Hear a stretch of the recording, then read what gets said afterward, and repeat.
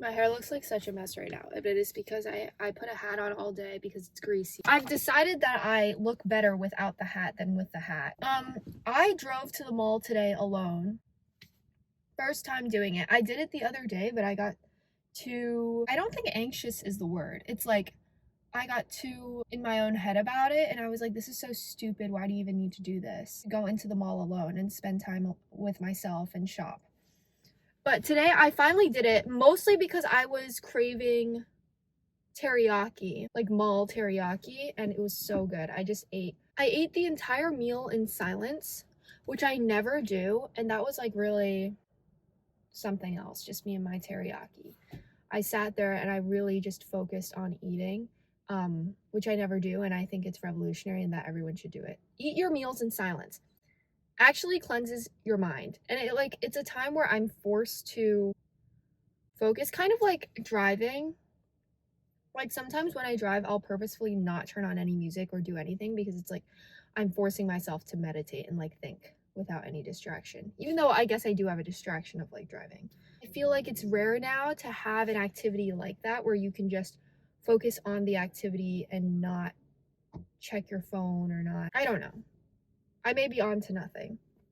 But that's kind of how I felt about eating today. I bought my teriyaki, I sat in the car, and originally I was watching a YouTube video, and then I was like, I can't do this. I'm not going to watch this YouTube video because I need to listen to the natural noises around me. And I'm glad I did. I'm glad I did because I spent the entirety of like the 20 minutes eating my little Tokyo in silence. Anyway, I'm not really sure what the topic of this video is going to be. I have a lot of things on my mind and I will just speak them as they come to me. First thing on my mind was that I've been trying a lot of new things lately. I've been going to workout classes, going to the gym, mostly because my friend who has a gym membership and she gets like a guest pass, so I can go to the gym with her. And it's been helping me a lot. Even not just like being there, but just the fact that I can say to myself, like, you are someone who can go to the gym. Because I don't think I've ever had that kind of self-image. And this is like one of the few times in my life where I've been able to tell myself that I am capable of being physically fit, which I never was growing up. When I was little, I was forced to do, I shouldn't say forced. I did it because I was bored and it was COVID and I lived in Korea at the time. So like everyone was doing it. I did Taekwondo. And in Korea, it's very, I don't know how to like explain it. Taekwondo is just like, it's like school. It's very linear. The progress is very linear. It's not really an art. It's just like, same thing with a lot of arts actually. It's weird the way the Korean education system teaches these things such as the arts, because they teach it in such a linear way. Like when I went to piano hagwon, which is the word for cram school, to play piano, everyone would go through the same sequence of songs that they would learn at the same, depending on their skill level. So if you had been playing for like 2-ish years and you had the same skill level as someone else who was playing 2-ish years, you would be playing the exact same song. Like the teacher had basically a regimen. A regimen? Is that the word? A curriculum? But it's like, it's not like a curriculum. Like in America, I feel like the teacher will give you some agency over the songs that you want to play, which I think a lot of Howlands have like deviated from the style of teaching that I just mentioned and kind of more towards the Western style. But like when I was growing up, I went to a lot of Howlands that did that, and that was so weird to me. I forget my original point. Oh, but they did this for the same as, they did the same thing for art. So I went to this one art school, this art, like after school, this art studio. It was notable as the best art school in that like province. And they would make you draw like the same things in like a certain sequence. The learning was so sequential and like formulaic for every single student. It was bizarre, which I think is so weird for something that is supposed to be creative and teach you how to think creatively. They were really just focused on like technical skill. So that's kind of how it was for Taekwondo, is my main point. Even though it's like technically physical exercise, it's not really like a sport, it's more so an art. It's closer to an art than a sport in a lot of ways, even though there are these competitions and stuff. If you know me, I appreciate things that are closer to artistic than just some formulaic like sports regimen that I have to follow in order to get fit. So when I was going to these taekwondo lessons, which was like 3 times a week, it was a lot, I was kind of miserable. Even though I liked the teacher, I just didn't really agree with the way that a lot of Korean dojangs, which is like dojos, Korean dojos, if you're familiar with karate. I don't know. I'm using a lot of vocabulary here, sorry. A lot of Korean dojangs are run like that, where it's just like physical exercise and less like artistic routine or my point. I started exercising lately, and we've been going to, my friend and I have been going to these drop-in classes for things like yoga and Pilates, and we're going to a pole dancing one soon. I really like the way a lot of Americans view exercise because a lot of it is like mind-body connection. It's not just going through the motions of doing the exercise. It's like it's about the mental discipline as well, which now that I'm saying it out loud, it sounds like an Eastern thing.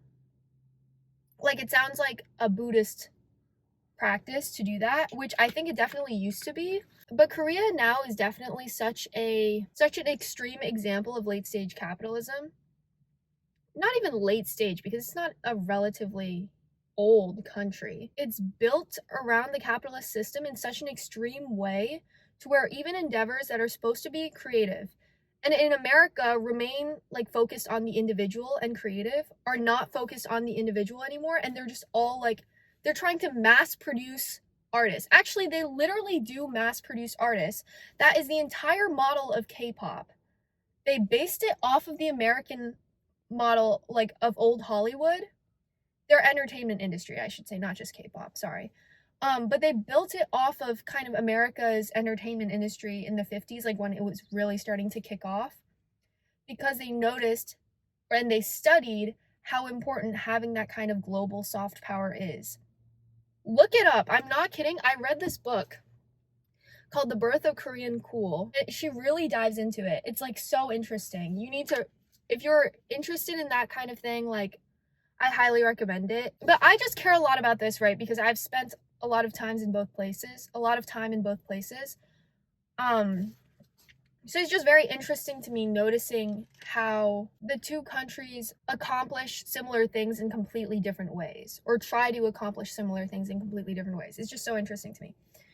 So I've been doing like yoga, and like I think it's also just because of my desire to be spiritual. I've been trying to get into yoga and like some of that mind-body connection. I've been trying to become more flexible. I've been enjoying it. I've really been enjoying it. I think it's been helping my mental health a lot. Another thing I'm going to start soon that I guess I wanted to share with the class, but isn't that important really, but I'm going to try to go back to therapy, which probably doesn't really mean much to you.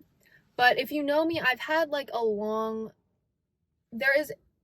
lot of experience with therapy. I would go as far to say that none of my experiences with therapy were ever successful. Brief pause to talk about my hair for a sec. I'm going to get a wolf cut and I want to get bangs, like more pronounced bangs, because I'm over this, like, I don't know what's going on anymore. I need my forehead gone. I wish I could just like, whoosh, you know? What was I saying? I was talking about like, therapy. Yeah, so I'm starting therapy next week. This time next week, actually. Kind of excited because I like the therapist a lot. Like, I like her. I spoke to her on the phone. But I'm just scared because there are definitely times in my life where I was resentful towards the entire, like, mental health industry because I had been either forced to, like, go through some sort of treatment and it wasn't successful, or I had people who were outright wrong about my problems and actually made them quite worse. So, like, when I think about middle school, I don't even know what was worse for me, middle school or high school, to be honest. I try to block high school out of my mind completely because I don't even know who I was in that time period. And also, I guess my entire past, I just try to block out completely. It's very hard to do that. Even yesterday, I try to block out completely because I get really stressed out when I think about things that I used to do, and like I feel like I will get hung up on the things that I did, and I won't be able to focus on the type of person I want to become. And that's essentially what you're doing in therapy. In a lot of ways, they want you to talk about your past. They want you to unveil your childhood trauma. I hate to say it, but I do have quite a bit of trauma. That's like the hardest thing for me to admit. And every single therapist has told me that. And I feel bad saying that because it feels like I'm like discrediting a lot of people in my past or like blaming them or something.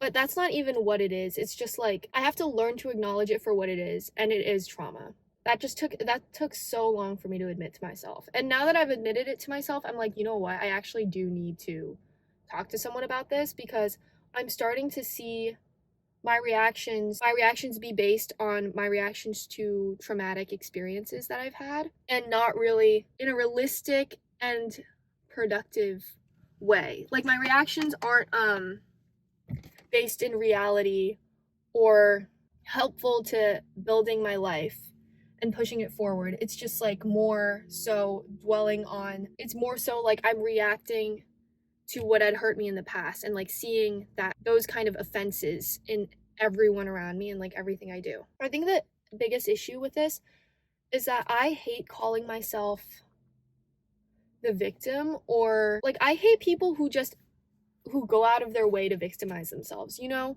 Like there are certain people in this world where I feel like they just love to be victims and they will never stop and they will never take accountability for anything. And I think that's how I feel when I say stuff like, oh, I have trauma, or oh, I'm going to therapy. I just feel like such a victim and I don't like it. It makes me feel weak. It's been kind of hard for me to admit things like that. Like admit that in a lot of situations I have been the victim. Like honestly, I have been the victim. In some cases I was the bad guy, sure, but like I tend to only focus on those. Like since if something happens where it's like I know that I'm the bad guy and I realize that I did something wrong and I apologize for it, even after I apologize for it, if I do something anything remotely similar or that reminds me of that one thing that I did, I over explain myself and try to like make sure that the person does not take it the wrong way, if that makes sense. I saw this video. This is like a Carl Jung philosophy, if you're into that. But I saw this video talking about how true like inner peace comes from not trying to explain your actions to other people. And I think I've tried to live that philosophy in a lot of ways, like since realizing a lot of these things that I've been realizing, which is why I try to like, I'm okay with being so ambiguous and vague at times. Like I acknowledge that a lot of the things I say are very vague and could be interpreted in a lot of ways, and I often don't even address it. Or like if people misinterpret my intentions or something that I said or take it out of context, then I just like I have been really trying to just be at peace with that. No one will ever get the full picture of who I am, like no matter how hard I try, because I don't even know who I am and I don't even know what the full picture that I'm trying to portray is. But so I realistically can't be mad at other people for not even understanding what I don't know, you know? But there are clearly people who try to go out of their way to villainize me or to paint me in a light that I am certainly not. Like objectively I am not. And that's like what really gets to me, and that's where I start to be like, okay, well, I've got to explain, I've got to clear this up, I've got to make sure the public doesn't think that. Whatever the public is, I don't even know what that means anymore. But so that's when I start to over explain a bit. But after watching that video, I was like, you know what, I'm not going to explain. I'm not going to explain anything. Because why should I explain anything? I don't owe anyone anything. I shouldn't have to explain my existence. I shouldn't have to justify my existence to anyone else. Some people really believe that communication is always the answer, and I would have to disagree. Like some cases I'm so tired of something or someone that I don't even want to explain what went wrong or like why I'm doing what I'm doing. And that's fine. Like that is perfectly fine. And I'm tired of having to constantly feel like I have to explain, because I think that's where a lot of my anxiety comes from, is that I always feel like I haven't explained enough.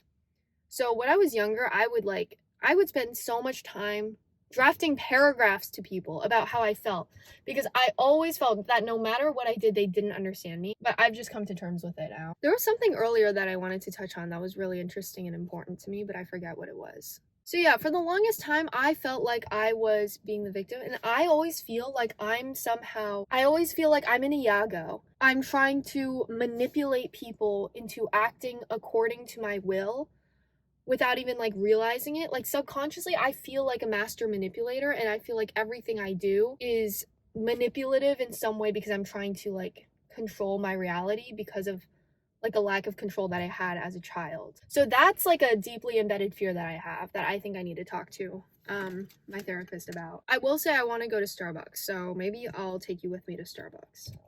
All I do is spend money.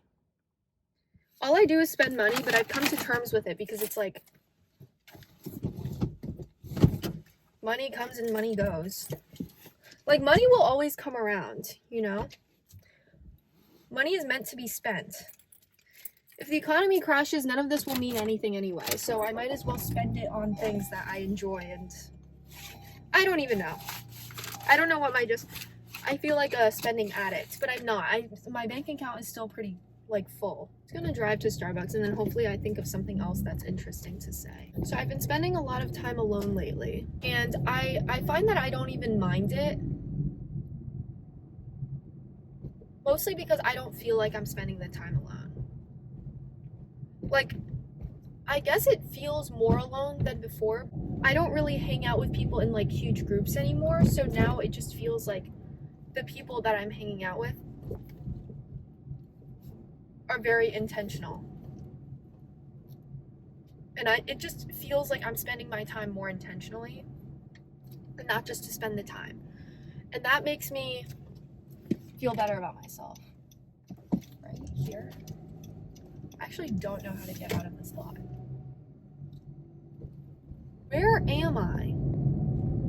I don't know where I am. This would make like a good horror movie. There definitely is a horror movie about that, about like someone being trapped in a mall and not being able to get out. I remember as a kid, that was like very traumatic for me. My childhood mall was the Potomac Mall in Virginia, and that was it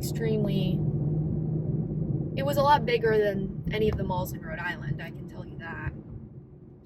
And it wasn't like a vertical mall, it was a horizontal mall, so it just looked huge. Like,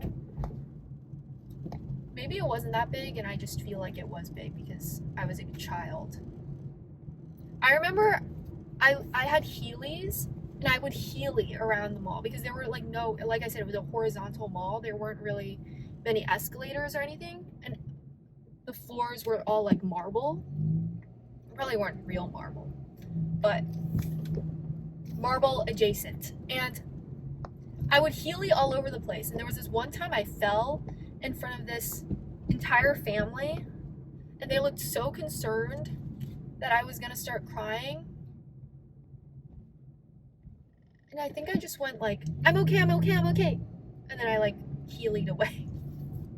I think I fell on a wheelchair ramp actually. Like I was going down and it was like, I kind of miss my Heelys. Those things were so fun. I just drove around the entirety of the mall because I have no idea how the freak to get out. Yeah, I always feel like I'm victimizing myself, but I also feel like a master manipulator, so it's like a weird combo. I don't know how I feel about myself, actually. Never mind. I take everything back. I have no idea anymore. This is definitely it. This is definitely the exit. Never mind! It's a one-way... I'm gonna lose my mind. There we go. We found it. I found it. I hope you're proud. Okay. I'm going to practice being silent until I figure out something else to say. This is a lot harder when you're recording because you feel this obligation to talk. I know what I was going to talk about. I was going to talk about how many people seem to think, well, maybe I should make that assumption.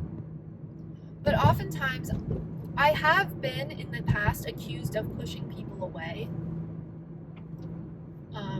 Maybe out of fear or out of trauma. I'm not really sure where the accusation comes from, to be honest with you, because I don't think I do. I think I'm just selective with who I choose to spend my time around, but I guess that means I'm pushing people away. Or like, I guess I do call out people when I start to think that we may not be compatible as like friends or something, or not even friends, but it's like I do call out people who, at least I make one very clear, hard effort to change them. I've just discovered this around myself, whether it's in a relationship or in like a friendship, it doesn't matter. I make an effort to change them. Like whether it's through a big ass paragraph I send or like an in-person confrontation. I say confrontation because I'm not like an aggressive person. I mean confrontation as in literally just bringing up my grievances that I have with this person. I make one good hard effort, and if they don't set their act straight, if they don't set their act straight, then sounds sad, but I give up. I'm like, all right, I guess that's it. Or I just make the conscious effort to distance myself and to talk to them less frequently. This is what I interpret as other people's definition of pushing people away. Or if I think that the way they interpret their help towards me, because a lot of people I've also noticed, since I do objectively have some trauma in my past or like some things I have to work through, some of the people who come into my life naturally have some sort of savior complex, and I'm actually so over it at this point. And so I push them away because I'm like, stop. Like I don't say that, but I kind of act in a way that shows that that I don't need their help, or that I don't appreciate the way that they're trying to help me. And I guess and then a lot of people interpret that as like, she's pushing people away who care about her. This honestly has been a pattern throughout my entire life, but more frequently in high school, because I started to be more open about my issues in high school. So when I started to tell some of these people about my stresses and things going on at home, people would start assuming the role of a savior that I didn't really want. In reality, I just kind of wanted someone to listen to me and to just comfort me. But I felt that a lot of people involved themselves in ways that they shouldn't have, and that I made clear that I don't want them involved. Thinking back, I honestly should have been more aggressive, but I wasn't, because, I saw like their intention. Their intention was still good. But since I didn't set that boundary earlier on, I just kept tolerating it and just letting people kind of handle my problems in a way that I didn't even like. And then once I kind of grew the balls to stand up to them and tell them, I don't like the fact that you're, involving yourself, or talked about someone else to someone and said, I don't like the way that they're involving themselves, I suddenly seem like the bad guy. That kind of thing. Every time I feel like I stand up for myself in any kind of relationship, whether it's like familial or like romantic, platonic, I feel like many people interpret that as like, oh, she's not grateful for all of the help that I've given her, or like doesn't interpret my hard work in this relationship for what it is or something. But that's like not at all what I'm trying to convey. Like when I say that I am unhappy with the way that people are addressing my issues. Like inherently, like I'm getting annoyed even explaining this to you, because it's like, why should I even have to explain this to you? But yeah, I'm like, no, I'm just calmly trying to explain to people that I don't like the way that they address my issues, or the way that they interpret my reaction to their reaction, if that makes sense. I know this is getting really convoluted. Sorry. It's also why I like having this channel. I want to just explain things in a way, like I want to work through my issues, and I want to talk to either a professional. I want to stop talking to my friends about this. because it's created so many issues. Like, obviously you're probably like, no shit, it's created issues. They're not professionals. They're not equipped to handle any of the information that that you tell them. And maybe it's really naive of me to say that. Like, I feel like if I were in their place, I would have been far more empathetic and considerate of what I wanted, like of what the person who was telling me all of this stuff wants. So that's why I've been talking to you. I want to start to talk to a therapist, because I don't think there is a way for me to work through this with other people in a way that's with like my friends, I should say. I mean, occasionally it is, I think, with the right type of person it is, but there's a very short list of people that I would entrust with this kind of information now, because like I simply don't trust a lot of people anymore. Like, I don't like people who are hasty. I don't like people who make a lot of assumptions. I don't like people who are inconsiderate of nuance, which is a lot of people, surprisingly. Like I said, I say things all the time that I feel are very ambiguous or require you to know me or some basic level of background information about me to fully understand what I'm trying to say. But since most of the people who hear what I say are not in that place yet, or don't care enough to be, they just kind of like fill in the blanks for themselves, even when they shouldn't be. I've over-explained this concept. I'm gonna stop talking about this now. I can't help but overthink like every single thing I do and say. Like, even when I'm telling you now I'm overthinking, I think I've just been through a lot of, again, I'm gonna sound like the victim, but like blow up sort of things. Like almost scandals, or like not exactly scandals, but like things that are serious. Like, I've been involved in things that are pretty serious, I think, or like where I've either had to give my opinion on it, or yeah, I was accused of doing something I didn't do. There have been multiple times in my life where I have been falsely accused of doing something, or my intentions have been completely misread since I was like very young. And some things that I did when I was like really young were really questionable, and I don't know if that like set the tone for the rest of my life, so that even when I changed the behavior, it just like maybe subconsciously I kept some part of that attitude, and like I attract these things to me. I don't know what it is. When I was little, I had this huge phase where I would just lie. This was in 3rd grade, actually. 3rd grade, I don't think I made any genuine friends because I would lie about everything. I don't know what was wrong with me. The entirety of that year, I was obsessed with lying. And I think it's because, I think it was bound to happen, honestly, at some point in my life, because I was starting to catch on to the fact that I move around a lot. There is no real value in telling the truth, or at least that's what I thought, because, you know, I would move in the next like year and a half anyway, so what does it matter? What does it matter when I'm not even going to keep the friends that I make? So I might as well lie to make myself seem like the coolest person ever. I lied about the silliest shit. Like, I lied about the things I knew, the people I knew, the skills I knew, the sports I played, the toys I had, things my parents said, things my school did to my parents. I even lied to my parents. I was lying to everyone in my life the entirety of 3rd grade. I was also in a Catholic school, so I don't even, like, I think people started to catch on, and my teacher hated me. Also because I was a bit of a troublemaker in class, because I was very, not loud, but vocal, if that makes sense. Like, I questioned everything. I think she didn't like the fact that I was questioning authority, which is like the #1 no-no in Catholic school. I was very, vocal kid. Shit, I went the wrong way. It's fine. I'll just turn left here.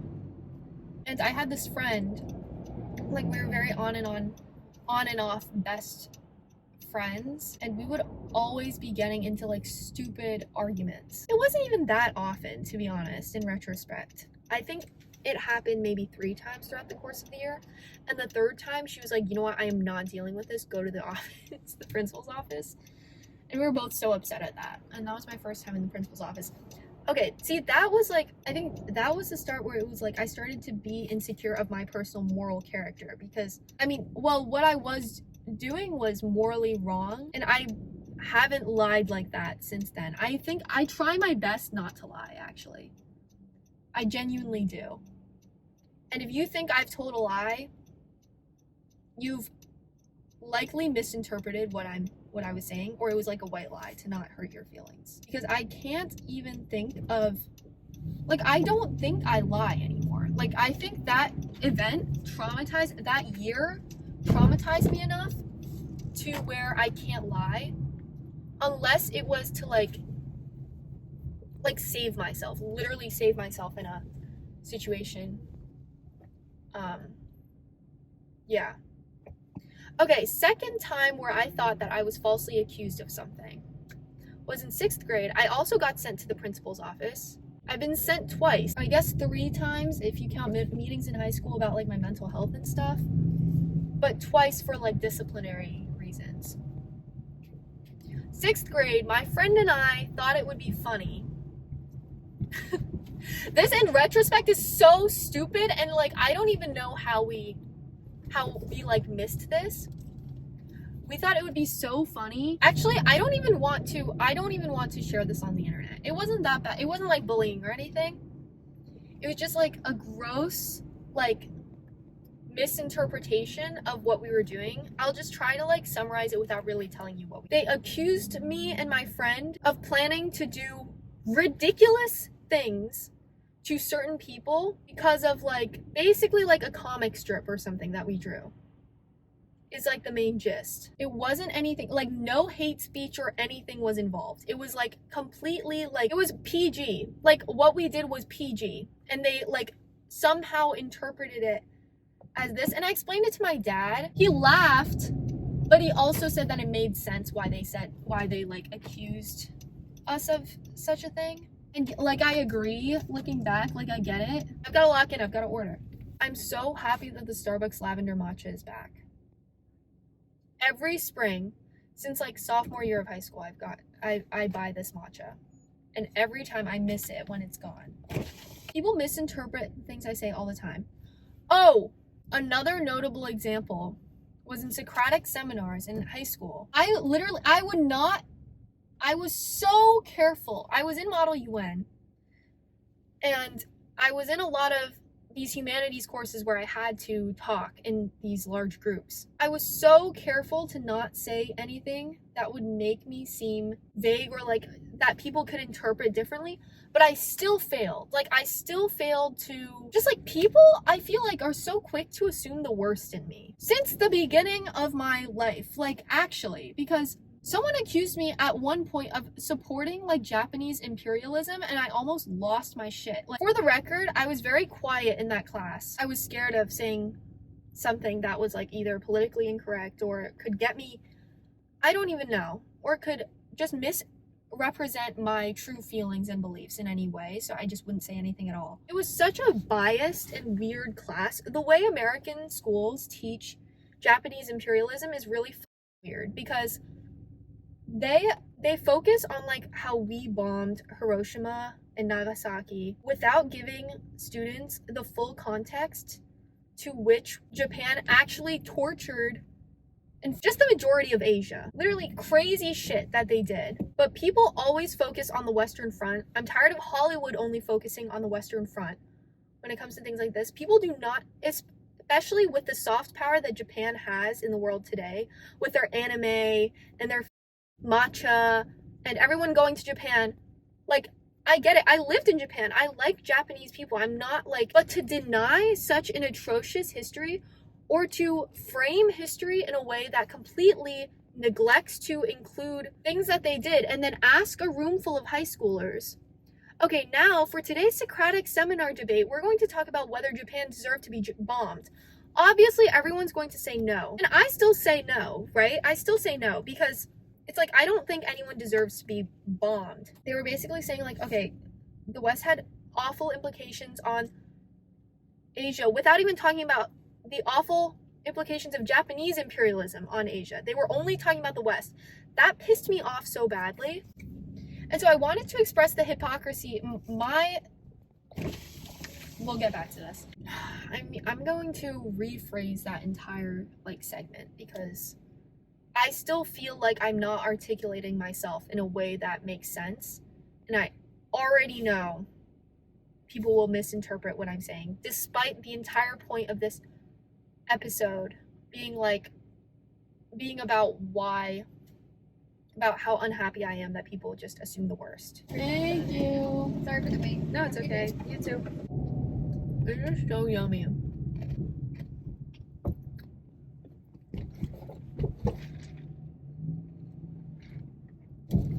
Alright, do not fret. I'm parking again. What was I saying? I was talking about Japanese imperialism.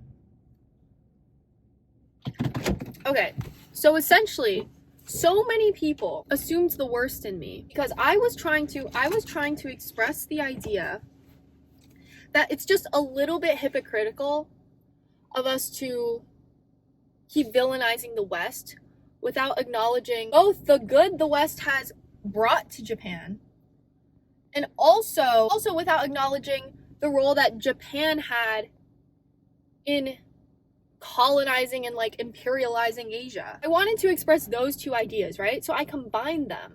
But I was so fucking inarticulate and also nervous, and also people just assume the worst. So I talked about the fact that, first of all, I wanted to talk about the positive influence that the West did have on Japan, because some of its influence was positive. When I talked about the Meiji Restoration and all of the technological innovations that came with taking influence from the West, right? And then, or at least I don't even remember if I mentioned it or if I was cut off by this one kid before I could even mention it, being like, so you're saying that Western imperialism is good or something? I don't even remember. And then I think I wanted to say, or you can't possibly ask people, assess whether it was justifiable for us to bomb Japan without even acknowledging the atrocities that Japan committed during World War II. Because there was maybe one slideshow on the rape of Nanking that they included as part of the lesson plan. This is not an attack on any of my teachers, because it was fully the curriculum. It was not I liked my teacher, but it's just such a one-sided portrayal of a very complex and nuanced issue, and I hate it. And especially as a Korean, right? As a Korean who's lived in Japan, I was getting offended. Because when I lived in Japan and when I went to Japanese school, right? Obviously the Japanese education system is not like the German education system in the sense that they are apologetic for what they did. Really, I'm sure they are. I'm sure at some point they issued a formal apology or whatever, but they do not actively teach about it in schools. At least to the extent that the Germans do. And the Japanese were arguably worse just because of the range in which that they committed these atrocities. They did it for all, basically the entirety of the Asian continent. They were doing these horrific things to people and enslaving people. My high school's curriculum, yeah, you know what? Let's just only talk about the rape of Nanking for one slideshow and then ask a room full of 15-year-olds to assess whether or not we should have bombed Japan. Obviously, everyone is going to say no. I still think no, because I don't think civilians deserve that fate, right? Random Japanese civilians. At the same time, you're talking about a regime that literally decimated so many countries, so many economies, so many other civilians, in other countries, the Philippines, China, Korea, so many countries in Asia now still have an issue with Japan because of what they did. My grandparents had to live through this. It was just such an offensive question. I'm sorry I'm getting so agitated about it. But then these people were so quick to assume the worst in me because I couldn't even finish my fucking thought because some kid interrupted me. This one kid interrupted me because he was like, so you're saying, he's just the type of kid who loves to hear himself talk. I was like, shut the up and let me finish my thought. And none of these kids have obviously even lived outside of the US, so you know nothing. I'm sorry, I'm so agitated, but I hate when people don't show both sides and then they ask you to assess morality when it's not good and bad. You're portraying it as a good versus bad issue where the West is bad and the poor Japanese civilians suffered. That's not the type of issue that this is. You cannot make it seem like that. I apologize for screaming at you, but this is what I wish I could have expressed articulately as a 10th grader in that Socratic seminar. And I get it. I partially understand why they would assume the worst in me because, like I said, I was very quiet. I didn't say shit. Probably wasn't, like, they probably assumed that I wasn't well versed on these things. But I happen to follow this particular issue because of my heritage and because of where I've lived.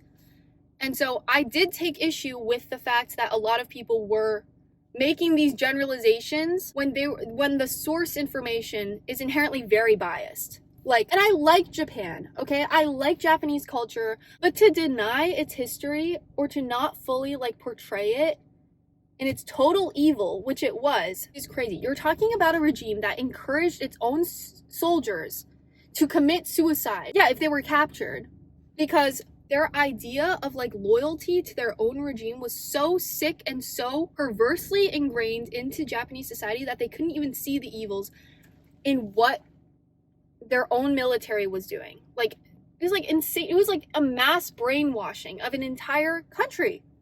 I'm sure there are like historical analyses that you could watch on this as to why Japan in particular was susceptible to the influence of American imperialism and stuff. And I'm not saying that like Japanese imperialism is completely isolated from like American and Western imperialist influence. Like Tojo, I'm sure, looked up to a lot of Western leaders. I'm just upset at the lack of nuance and the double standard that we have for Germany versus Japan, who has like all of this soft power now. So it's like we've all forgotten about it. Well, let me tell you, a lot of Koreans haven't forgotten about it. People are still alive from that era. A lot of people have not forgotten about it. Sorry to make this video political. Like, I was actually debating making a Japanese video because I do speak some Japanese. Like, I was a lot better at it when I lived in Japan for obvious reasons. But I was debating making a video in Japanese, like trying to explain my side of this issue to the Japanese people, like for a Japanese audience, because it actually upsets me how there are like, now it's not even like about my experience in American high school. It's like thinking back to the history class in Japan, what were they even doing? Like, I don't know. Maybe it's just because I was there for like only 2 years or something, but even like my teachers barely knew about it. It was bad. It was not just like the kids my age. And I knew because I was only in 4th grade. I knew because from a young age, I had been brought to all of these war museums and like memorials in Korea. And I had been educated on it. I had spoken to my grandparents about it. So it's just like an extremely painful realization I had that the people around me when I lived in Japan like had no idea about any of it. And I come to America being like, surely the American kids would understand. No. And there's maybe like that one far right kid who's like, yes, we should have bombed Japan. Like, but he's just doing that just to be contrarian. Like, or he's not really thinking, it's not because of the implications. It's literally just because a lot of right-wing kids just like when America exerts military power and find a way to justify it however they can. There were definitely kids like that at my school. So it genuinely felt like no one was on my side for this, like throughout my entire life. Maybe I didn't articulate myself enough, but okay, this all goes back to the main point that I was trying to make about not feeling understood, or how people just automatically assume the worst in me or like misinterpret what I'm trying to say, or assume that I'm uneducated, or assume that like I'm ungrateful, or that I'm disrespectful, or that I'm out to get them. Like if something gets out, or like, I don't even know. There have been times where I've been accused of like spilling secrets or something, because even if I hadn't said anything about it because of who I was friends with, there have definitely been times where who I was friends with has backfired on me too. So there's that. Like there are just so many issues where I feel like I have been misrepresented and misinterpreted in a negative way. And I'm over it, and I just want to talk about it and talk about how I feel today, because it's like, it's actually the worst feeling ever. If you've never experienced the feeling of like not lying, but everyone accusing you of lying, you are in a very privileged position, and I envy you, because that's basically how I felt my entire life. I felt like people have just been pointing fingers at me and being like, no, you're lying, or like, you're a bad person, or like, you are manipulative, or like, something that I didn't intend, like, at all. Like, misreading my intentions. Maybe I was flustered and said the wrong thing. Maybe I didn't articulate my thoughts about Japan in that Socratic seminar as well as I can now. But still, knowing my character, knowing at the very basis, like, you should have assumed the better in me, but instead you assumed the worst. That is the worst. You're the worst type of person. Like, you are the worst person if you do that. And so many people in my life are like that, where they just assume the worst. I think I see the good in people way too much, and that has allowed me to be stuck in cycles of either abuse or bullying or just like mistreatment, poor treatment for so long. So it's easy for me to see the good in people because I like have tried to for so long, for my entire life. For literally everyone else, it feels like it's the opposite. And I just feel misaligned with the people around me when it comes to that stuff. I tend to be too forgiving a person to be like eye for an eye because I just feel like it's unproductive. And I think something in my thinking does need to change because I don't know how I'm going to survive in a world that lives like that, in a world that prioritizes like bureaucracy and the appearance of justice over like quiet forgiveness. This is so depressing. I can't think about this anymore. I want to end this on a positive note, so I'm going to try to talk about something positive. The good news is that I don't feel a need to explain myself to the people around me anymore. Part of creating this YouTube channel is creating a more complete version of who I am on record, like in its totality. It feels like I'm building an identity brick by brick, weirdly, because I don't want things that I say to be forgotten or to be misinterpreted. So I can explain to my heart's desire on this channel. I can arrange this channel however I want, with however many pieces I want, or for people to look back on and find references like to the things that I've said, or I feel like it's a more complete version of who I am. I feel like I have to try to even like to portray myself in a complete way. And I think a lot of people who like the arts try to do this in some way, whether it's like music or visual arts or theater. I have to put little pieces of myself out there, or else I will feel misinterpreted and I will feel my words get taken out of context. I need a concrete record of the type of person I am and the type of person I'm becoming. Like, I need to have something like that because I will go insane otherwise. Like, I feel like if my entire life had been on something like this, or I had some sort of video journal. I certainly had diaries. I didn't do it often enough until like high school. So that's over half of my life is basically missing, it feels. I can't even remember what I meant like 10 years ago. So when I said something, so I need like little anchors, and that's kind of my attempt. This is kind of my attempt at anchoring myself. I don't know if this makes any sense to you. Whatever. By the way, for the record, I could go into very graphic detail about some of the things that the Japanese did. I'm purposely not going to, because first of all, I'm scared this video will get taken down. Secondly, I want to keep things more positive, but I want to reassure you that I do know, like I have studied in detail the things that they have done, the like war crimes that they've committed. And by the Japanese, I mean the Japanese government and military. I don't mean the civilians. So let me make that clear. I'm going to make that distinction now. I need to make those two disclaimers, okay? By the Japanese, I mean the Japanese government. And I do know the specific things that they've done. I'm just choosing not to mention because I don't want this video to get taken down and I don't want this video to be graphic. But you can research it because everything I said is true and you can find specific examples online, because if you look for it, you will find it. It's just not at all like Hollywood makes so many movies about World War II, but it's all about the Nazis. Very few are about Tojo. That's all I'm gonna say, okay? End of subject about the Japanese, really, this time. Well, I guess that's it. I don't really have anything else to talk about. I just wanted to express myself in that way. I'm sorry for being aggressive. I'm sorry if I was aggressive, but I'm speaking my truth, kind of an understated truth, but people seem to always assume the worst, so I'm like a little bit over it and I'm agitated. The good thing is, okay, here's a little bit of positivity for you. You can always turn it around though. You can always turn it around.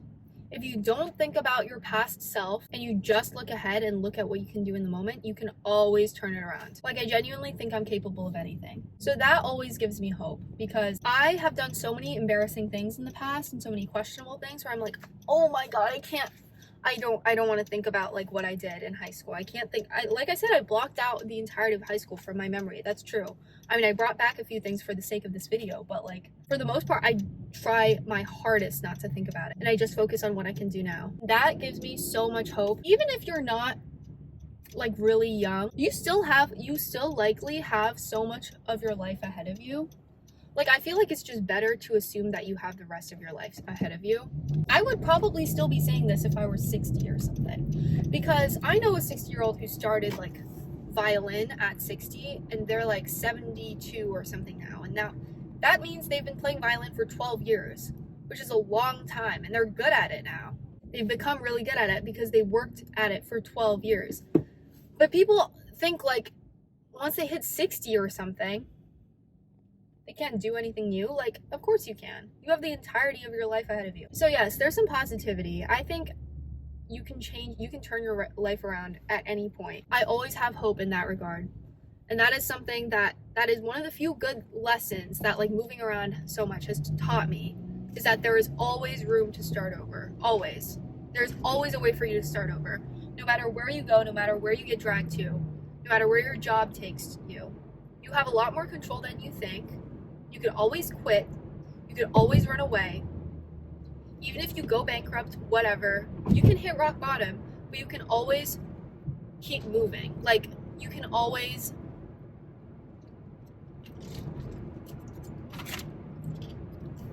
bounce back. I'm such an ice muncher, I'm sorry. You can bounce back, but you can escape if you want to. You can start something new. There's just always something like that you can do. I'm trying to think, if I lost everything right now, what would I do to keep moving? Like, if I lost my car, if I lost a place to stay, if I were suddenly kicked out onto the street, I have my 2 feet. I would keep moving. I would keep walking. I would like see the world. Even if I didn't have money or something, while I have feet, I can walk. I can just keep walking straight and I will see things that I've never seen before eventually, right? Like, that's just like the kind of mentality I'm thinking about. Obviously, it's a very devastating thing. You know, I'm not like trying to take away from unfortunate fate of a lot of people who've lost their homes. But I'm trying to be positive. You will still have your 2 feet. And if you lose your 2 feet, you will have your 2 arms. And if you lose your 2 arms, you will have eyes. You can see. Like, there's always something. There's always something to fall back on that you can experience the world with. And as long as you just keep going and like try to experience the world in a way that is accessible to you, you will be golden. You will be golden. I feel golden. Like, I already feel golden. I wonder how long you have to stay at a place before you can feel like you're truly from there, you know? I don't know. There are just some questions you'll never find the answer to. Okay, honestly, I'll go straight. I never go this way. I see so many robins. Holy shit. There are like 10 of them. Here, let me show you. Do you see them? I feel like I can't show you. I don't know. Alright. I'm going to end my video now because I just want to sit here and like meditate for a little bit. But I hope you enjoyed. I I hope you understand my perspective and try to see the good in what I'm saying and not just villainize me. I hope you try to understand my perspective. And yeah, I just wanted to rant today. Today was just one of those days. I have class in like 3 hours, so I'm gonna go. But bye-bye. Thank you for watching. See you in the next one.